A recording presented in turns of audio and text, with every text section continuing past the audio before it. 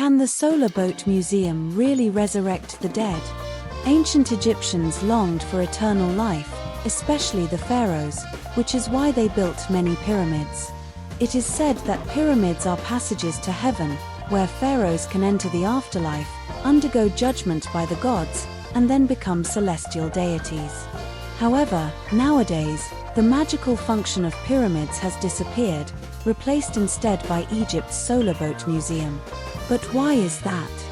Well, pharaohs needed a means of transportation to ascend to the heavens, and that was the solar boat. Many pharaohs would have solar boats constructed for themselves. When a pharaoh was mummified, they would be removed from the temple near the pyramid and undergo a series of rituals symbolizing crossing the river of the underworld. Then, the mummy would be carried over the solar boat, and finally, placed into the tomb inside the pyramid, symbolizing the deceased pharaoh's journey to the afterlife to meet the god of the underworld, Horus, and await judgment. Ancient Indians also had a practice of delivering the souls of the deceased.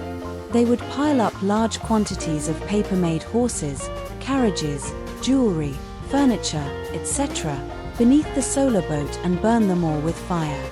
Therefore, while there were many solar boats, the ones that survived are extremely rare. The owner of the largest pyramid in Egypt, Pharaoh Khufu, preserved his solar boat, and not just one, but two. They were hidden within Khufu's Great Pyramid, and both boats have a history of over 4,500 years.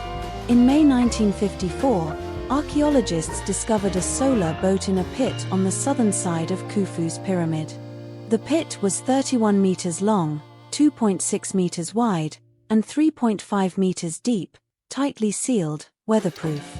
Upon examination, experts found that the solar boat had been dismantled into 650 pieces, neatly arranged in the pit. Interestingly, the solar boat was made of Lebanese cedar wood, a material known for its toughness, corrosion resistance, and light fragrance, making it the ideal material for boat making. However, this type of wood was not native to Egypt, indicating that the pharaoh spared no expense in importing it for the sake of ascension. Another astonishing fact is that this solar boat had approximately 4,000 holes, using the principle of wood expanding when it meets water and palm rope contracting to seal gaps, showcasing the exquisite shipbuilding craftsmanship of ancient Egyptians. It took experts 14 years to successfully restore this solar boat. The boat is 43.4 meters long, 5.9 meters at its widest point, with a bow height of 6 meters and a stern height of 7.5 meters. Near the stern, there are two cabins, each measuring 9 meters long and 4 meters wide.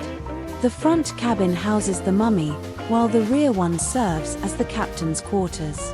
On either side of the central hull, there are 5 oars, with an additional 2 at the stern, each oar measuring 8.5 meters and requiring 2 sailors to operate.